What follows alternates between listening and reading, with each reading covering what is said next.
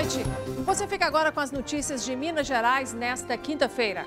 E um dos destaques, gente, é a queda de um ônibus de um viaduto que deixou 22 pessoas feridas. E ainda, outro homem foi preso suspeito de importunação sexual dentro de um coletivo aqui da capital. Essas e outras notícias a partir de agora.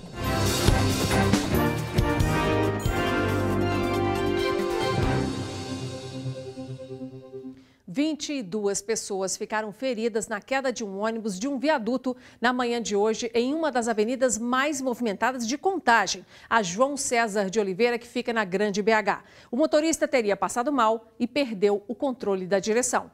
O acidente aconteceu por volta das 9h30 da manhã na Avenida João César de Oliveira, à altura do bairro 5, em Contagem, na região metropolitana. O coletivo seguia sentido bairro Eldorado quando o motorista teve um mal súbito. De acordo com o Corpo de Bombeiros, o ônibus caiu de uma altura de aproximadamente 7 metros. 19 vítimas foram resgatadas. 6 delas ficaram presas às ferragens e tiveram que ser retiradas. As vítimas foram encaminhadas ao Hospital Municipal de Contagem e ao Hospital João 23, algumas delas em estado grave. Vestuários e objetos das vítimas ficaram espalhados pelo asfalto manchado com sangue. Parte da mureta de proteção do viaduto ficou completamente destruída, por isso o trânsito teve que ser interditado na parte de baixo do viaduto. Após vistoria da Defesa Civil, foi constatado que a estrutura não corre risco de desabamento, mas reparos terão que ser realizados e o trânsito de pedestres está impedido na parte de cima. A estrutura principal do trânsito, de veículos, ela está segura, não há necessidade de interdição. Mas ali o guarda-corpo onde foi atingido pelo ônibus vai ficar interditado. Nós estamos esperando aqui a equipe da Secretaria de Obras de Engenheiro Estrutural para avaliar se nós vamos retirar o guarda-corpo por inteiro, por conta desse abalo, ou se vai permanecer o corpo e reestabelecer uma segurança ali para pedestre. Este advogado da empresa a qual pertence o ônibus disse que o coletivo era operado de forma legal sem trocador.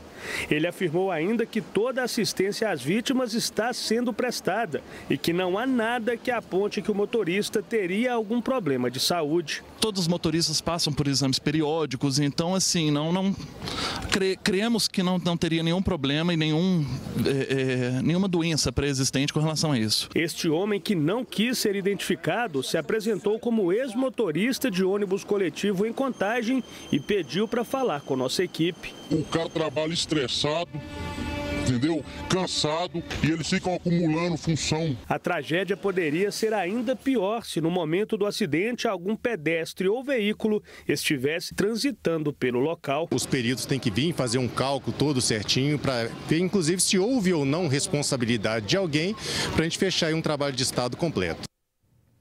O Sindicato das Empresas de Transporte de Passageiros Metropolitana informou por meio de nota que o ônibus fabricado em 2011 estava em ótimo estado de conservação. Disse ainda que logo que soube do acidente, o Sintran foi ao local e prestou atendimento às vítimas e disse também na nota que o motorista podia sim prestar aí a função de trocador também neste ônibus e neste horário. Já a Prefeitura de Contagem informou que o ônibus foi vistoriado em junho e que o conserto da mureta do viaduto será iniciado amanhã. A Polícia Civil cumpriu o mandado de prisão contra um caminhoneiro suspeito de matar a esposa e, em seguida, jogar o corpo dela em um terreno no bairro Buritis, região oeste da capital. Marcelo Silveira Miguel Mendes, de 42 anos, e Lucilene Carla da Silva Aniceto Mendes, de 34, estavam juntos há 18 anos e casados há 14. De acordo com as investigações da Polícia Civil, a mulher estava decidida a se separar havia 3 meses e o marido não aceitava a situação. De acordo com a polícia, o casal morava em Contagem, na região metropolitana de Belo Horizonte. O corpo da mulher foi encontrado enrolado em uma lona em um lote vago no bairro Buritis, região oeste da capital, e foi visto por um vendedor de redes que passava pelo local. Para tentar enganar a polícia, o suspeito teria usado o celular da própria esposa para mandar mensagens para uma amiga dela e também para os familiares. Na semana do homicídio, ela havia sido dopada diversos dias. Há suspeita de que ele estaria dopando a vítima para que perdesse a consciência e não saísse de casa. E ele entrou em contradição em diversos aspectos. Entre o arranhão no braço, entre o sumiço dela. No dia, ele deixou o filho com a irmã num horário incomum, às 3 da manhã. Então, a gente acredita que a sexta-feira foi o dia do homicídio. E havia uma lona do lado do corpo. E nós encontramos uma lona muito semelhante dentro do caminhão dele, que ele é caminhoneiro. O filho do casal, de 6 anos de idade, está sob os cuidados de uma tia. Uma adolescente de 12 anos morreu e 2 pessoas ficaram feridas em um acidente na BR-050, próximo à cidade de Uberaba, no Triângulo Mineiro. De acordo com o Corpo de Bombeiros, o acidente aconteceu por volta de 1h da manhã, a alguns metros de uma praça de pedágio. O motorista contou aos militares que perdeu o controle ao pegar dinheiro para fazer o pagamento e capotou o carro. Ele havia ingerido bebida alcoólica. O homem sofreu apenas ferimentos leves e dispensou atendimento médico. A esposa dele sofreu traumatismo craniano e foi levada para o hospital em estado grave. A adolescente que estava no banco de trás também teve traumatismo craniano, não resistiu aos ferimentos e morreu no local. A Polícia Civil prendeu 2 estelionatários suspeitos de aplicar golpes com cartas de créditos de consórcios. Esterley Alves Moreira, de 43 anos, e Kleber Martins Moura, de 39, foram presos em flagrante por volta das 6h30 da noite, dentro de uma agência bancária em companhia da vítima, ao lado do Departamento Estadual de Operações Especiais. De acordo com as investigações, os suspeitos anunciavam a venda de cartas de créditos de consórcio e, quando procurados por compradores, vendiam as cartas por valores muito superiores ao que realmente valem. Essa vítima estava supostamente comprando uma carta de 30 mil reais. Ele já tinha pago para a quadrilha 4 mil reais e acreditando que estava comprando uma carta de 30 mil, mas na verdade a carta era de 12 mil reais. De acordo com as investigações, um dos presos, o Esterley, já tentou se candidatar ao cargo de deputado estadual por 3 vezes. Contra ele, há mais de 50 ocorrências, a maioria por estelionato. O outro preso, Kleber, também tem 39 registros por estelionato. Toda pessoa deve tomar bastante cuidado com esses anúncios que acontecem na internet, né, de negócio muito fácil, porque sempre que a gente tem um negócio muito fácil para a gente concretizar, na verdade a vítima, a pessoa, pode acabar caindo num golpe, como foi o caso desse indivíduo de ontem. Hoje, houve mais uma prisão em ônibus da capital de um suspeito de importunação sexual. Quem traz para a gente os detalhes é a repórter Luciana Viana. A gente tem um link direto com ela agora. Boa noite, Luciana. Boa noite, Nácia. Boa noite a todos. A vítima de 22 anos relatou à polícia que o homem de 36 estaria se masturbando dentro do ônibus. O ônibus 2151, que faz Vista Alegre, bairro Serra. Esse ônibus foi interceptado e nasce ali na Avenida Amazonas, com contorno no Barro Preto. Este é o segundo caso em que uma vítima, enfim, comunica, não é o crime, ao motorista, que então aciona o botão do assédio. Desde a primeira quinzena de outubro, essa campanha está sendo realizada aqui em Belo Horizonte, né, contra esse assédio, essa importunação sexual dentro dos ônibus, que agora tem aí uma pena mais severa, né? Deixou de ser contravenção penal e agora a pessoa responde aí sendo presa. De 1 a 5 anos de prisão foi o que aconteceu. Então, no caso de hoje, o homem de 36 foi levado, Inácia, para a delegacia. Tá certo, Luciana. Obrigada pelas informações. Bom, gente, e esse botão do assédio aí que a Luciana trouxe os detalhes, que foi instalado em outubro nos ônibus aqui da capital e que já foi usado 2 vezes, né? Esse assédio sexual contra mulheres dentro dos coletivos é o assunto da nossa conversa com o jornalista Carlos Lindenberg. Boa noite, Lindenberg. Boa noite, Inácia. Lindenberg, o que você acha que ainda está faltando para proteger mais as mulheres nesse uso diário aí do transporte coletivo, que muitas vezes não é fácil, ônibus cheio, às vezes até atrasa, né? Mas aí, Inácia, o que prevalece, deve prevalecer, é exatamente a vigilância. Ou seja, não basta a pessoa que está sendo vítima do assédio ou da importunação estar atenta. Todas aquelas pessoas que estão em volta, sejam mulheres, homens, mas sobretudo as mulheres, elas devem chamar a atenção do motorista e ir lá apertar o botão do assédio e acusar o assédio que está sendo cometido contra uma pessoa dentro do ônibus. Quer dizer, não deixar passar em branco, Não, né? não pode deixar passar em branco. Pelo contrário, é preciso que todos estejam atentos. Aliás, esse botão foi colocado exatamente para isso, para que as pessoas sejam estimuladas a buscar esse tipo de auxílio, de socorro. E é importante esse aumento da pena também. Antigamente, as coisas corriam impunemente. Agora, não. Agora você não só tem a punição, Você tem a prisão, como foi o caso de hoje, que a Luciana mostrou aí agora há pouco, como você tem também o aumento da pena, é de 1 a 5 anos, não é mais uma prisãozinha qualquer. Então, é importante que as pessoas estejam atentas com relação a esses machistas que estão dentro dos ônibus. Essa cultura machista nossa é que provoca tudo isso, né? Quando isso vai terminar, não se sabe, é uma questão de cultura, mas é preciso sempre estar alerta e denunciar sempre. Não ter vergonha de denunciar. Vai lá e aperta o botão. Chama o motorista, manda parar e levar para a delegacia. Isso, aí o motorista aperta o botão depois das pessoas manifestarem esse desejo, né? Claro. Tá certo, Lindenberg, obrigada, viu, pelas informações, até semana que vem. Até semana que vem.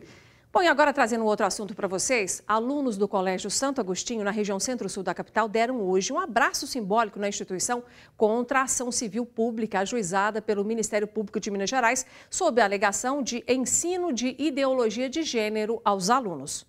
O abraço reuniu pais de alunos, estudantes e funcionários da escola. Nesta unidade do Colégio Santo Agostinho, no Barro Preto, região central de Belo Horizonte, todo o quarteirão da escola foi abraçado por centenas de pessoas. Um abaixo-assinado com mais de 1.000 assinaturas de pais a favor da escola foi entregue ao diretor. O movimento é uma retaliação ao Ministério Público de Minas Gerais, que notificou o colégio por condução de aulas com material didático impróprio, dito como teoria de gênero.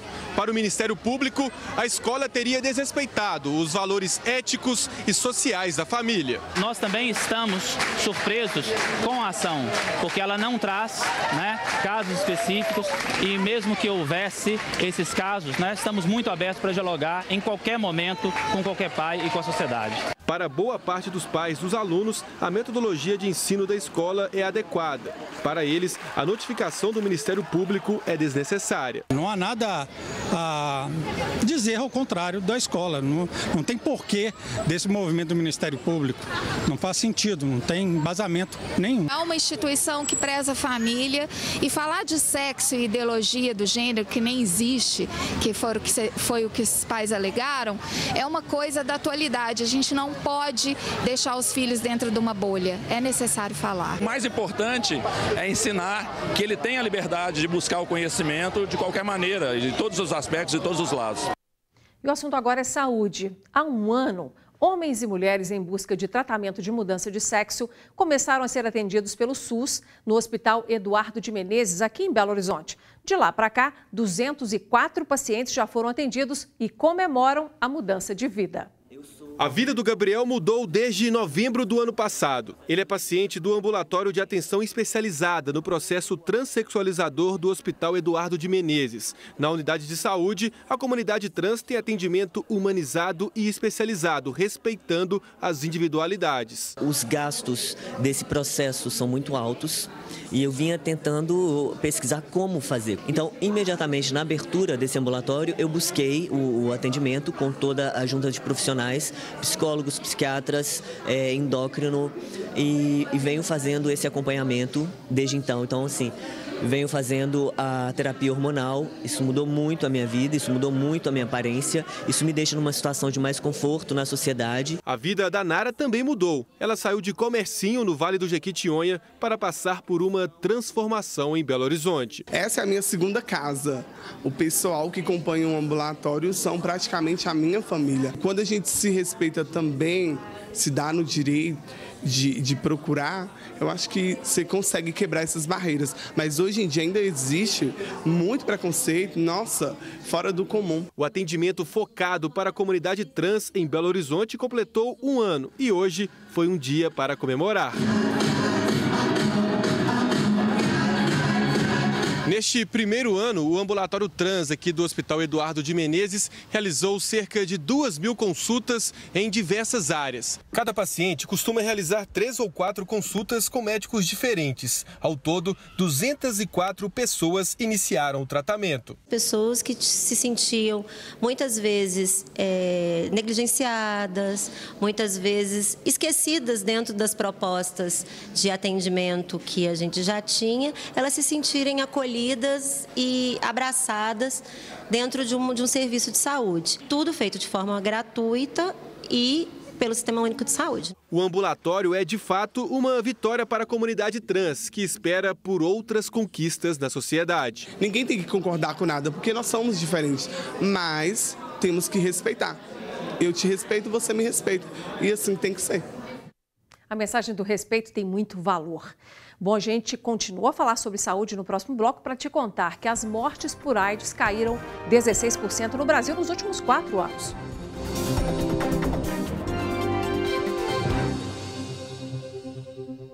As mortes por AIDS caíram 16% no Brasil nos últimos 4 anos.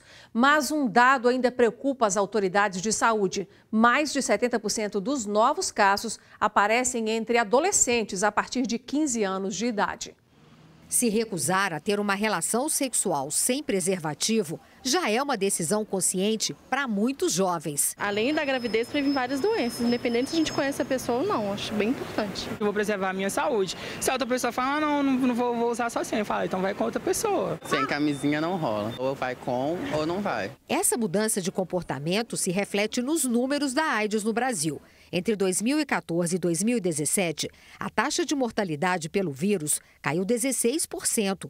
Houve queda semelhante nas novas notificações entre 2012 e o ano passado. Para o Ministério da Saúde, os fatores que mais têm contribuído para essa redução são o diagnóstico precoce, o maior acesso aos testes e os novos métodos preventivos, como a PrEP, a profilaxia pré-exposição. O método, ainda em fase experimental pelo SUS, é distribuído desde o início do ano em 90 cidades brasileiras a um público-alvo formado por homens que fazem sexo com outros homens, transexuais, profissionais do sexo e parceiros de soro positivos.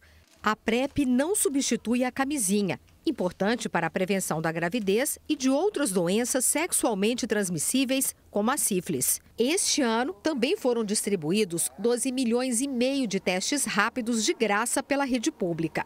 A iniciativa contribui para o início do tratamento precoce. No entanto, o número de contaminações pelo HIV ainda é alto. São 40 mil novos casos por ano. 70% acontecem em homens entre 15 e 39 anos. A explicação está no descuido de quem ainda não aprendeu a importância da prevenção. Aí no dia seguinte, toma pílula do dia seguinte, tudo para prevenir, e fica preocupado com algum tipo de reação, se está tendo alguma doença ou não. Preservativo, muita gente acha que é chato usar, não está no bolso. Então, olha, se eu infectar, eu trato. Quem está nos ouvindo que vive com HIV/AIDS, tem que tomar remédio todo dia. Tem efeito colateral, tem preconceito, tem dificuldades. Então, a mensagem para levar para casa é o seguinte, é melhor não se infectar. Ademir, de 57 anos, convive há 20 com o vírus. Ele contraiu a doença em uma relação sexual desprotegida. Eu daria conselho para todos usar a camisinha. Se eu pudesse voltar atrás, eu votaria, arrependi. A Lei de Imigração Brasileira completou um ano com mais de 30 mil solicitações de trabalho feitas por estrangeiros. A burocracia ainda é um grande problema para quem chega de fora e quer seguir aqui a profissão que exercia na terra natal. O venezuelano José Miguel chegou ao Brasil em março. Em um mês, foi aceito como refugiado pelas autoridades brasileiras. Tirou a carteira de trabalho e hoje tem emprego de estoquista.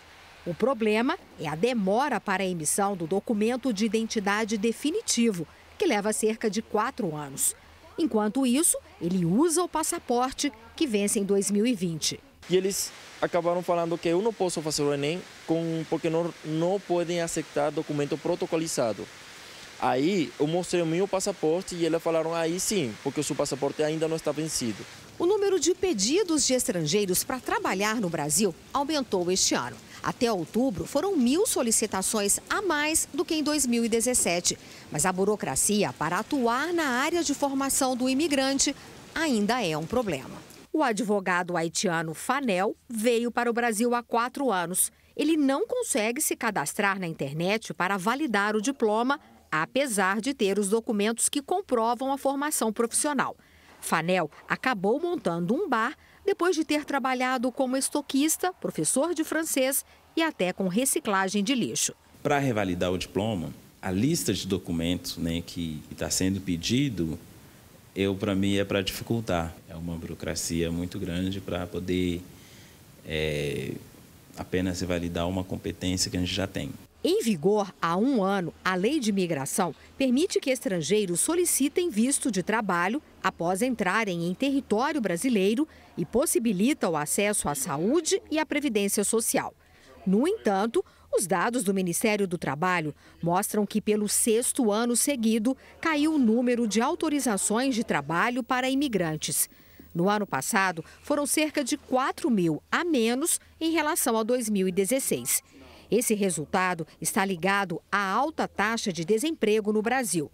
A maioria das autorizações foi concedida a americanos, filipinos e cidadãos do Reino Unido e da China. A gente manda muito mais brasileiro para o exterior. Tem muita gente migrando para trabalho, para viver em outro país, enfim, para estudar, do que de fato a gente recebe. Nós não somos um país muito visado, né, para receber, principalmente pelo momento de crise que a gente vive.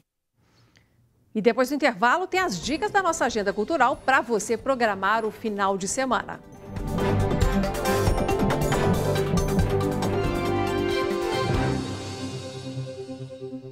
É hora de você programar o seu fim de semana com as dicas da nossa agenda cultural. E quem traz os destaques é a Luciana Viana. Prepare-se para muita ação e aventura em Robin Hood, a origem. A famosa lenda sobre o ladrão que rouba dos ricos para dar aos pobres. Robin Hood volta das cruzadas e se surpreende ao encontrar a floresta infestada de criminosos. Ele não deixará que as coisas permaneçam desse jeito. Na comédia De Repente Uma Família, um casal mergulha no mundo da adoção e agora precisa aprender a lidar com as dificuldades da paternidade para conseguir formar uma família. Na animação Encantado, um príncipe é amaldiçoado com um feitiço que faz com que todas as mulheres do reino se apaixonem perdidamente por ele. A única forma de quebrar a maldição é com um beijo do amor verdadeiro. Mas como encontrá-lo quando todas as mulheres ficam hipnotizadas pelo encanto? Imaginem só a confusão. Neste fim de ano, como já é tradição, o Grupo Corpo, Companhia Mineira de Dança, presenteia o público com 2 espetáculos numa só apresentação, 21 e Parabelo, a preços populares em Belo Horizonte. Ainda no teatro A Ponte, a história de 3 mulheres com personalidades completamente diferentes que se reencontram após anos e elas terão que rever valores, crenças e diferenças para reconstruir o laço familiar quebrado. O musical Romeu e Julieta, ao som de Marisa Monte, versão inédita do clássico de Shakespeare, com 25 canções. A história de 2 adolescentes apaixonados, morte e a união de 2 famílias que viviam em pé de guerra. Na música, Diogo Nogueira celebra 10 anos de carreira em show no Palácio das Artes nesta sexta-feira. Já no sábado e domingo, no mesmo palco, Humberto Gessinger, com as músicas do recente DVD. O cantor Zé Cabaleiro apresenta um show em comemoração aos 21 anos de carreira, com composições inéditas, releituras e vários sucessos. E a atração internacional Andrew Donalds, com a turnê Save Me Now, com os hits que já bombaram em filmes e novelas, nesta sexta em BH. Programe-se e divirta-se. E agora uma última notícia que deixa a gente bem triste. Um homem confessou ter matado a esposa e os 2 filhos pequenos. Esse crime bárbaro aconteceu na Zona da Mata e quem traz os detalhes para nós é o repórter Marcelo Silveira. Boa noite, Marcelo. Boa noite, Nácia. Boa noite para todo mundo. Infelizmente, essa notícia hoje de um homem de 43 anos que está preso em Juiz de Fora. Ele teria matado a esposa de 17 anos e os 2 filhos. Uma menina de 1 ano e meio e um menino de 6 meses. A família estava desaparecida desde o fim de semana e na terça os vizinhos chamaram a polícia depois de sentirem um mau cheiro vindo da casa. Quando os militares chegaram, eles encontraram os corpos que estavam em cima da cama do casal em estado avançado de decomposição e por isso não foi possível identificar como eles foram mortos. Enquanto os policiais analisavam ali a cena do crime, Nácia, o homem chegou, estava sujo, desorientado, ele foi pego pelos militares, levado para a delegacia e foi feito o flagrante. Agora, o que motivou o crime, Nácia, ainda vai ser apurado, viu? Nossa, Marcelo, tem muita história para descobrir. Quer dizer, se os vizinhos não percebem esse cheiro, a gente talvez não pudesse até ter essa identificação desse crime, né? Desses crimes, aliás, bárbaros. É verdade. Mais uma vez, a comunidade auxiliando a polícia, né? Tá certo. Obrigada, Marcelo, pelas informações. A gente fica por aqui com o nosso Jornal Band de Minas. Estaremos de volta amanhã com todas as notícias de Minas. Até lá e obrigada pela sua atenção. Música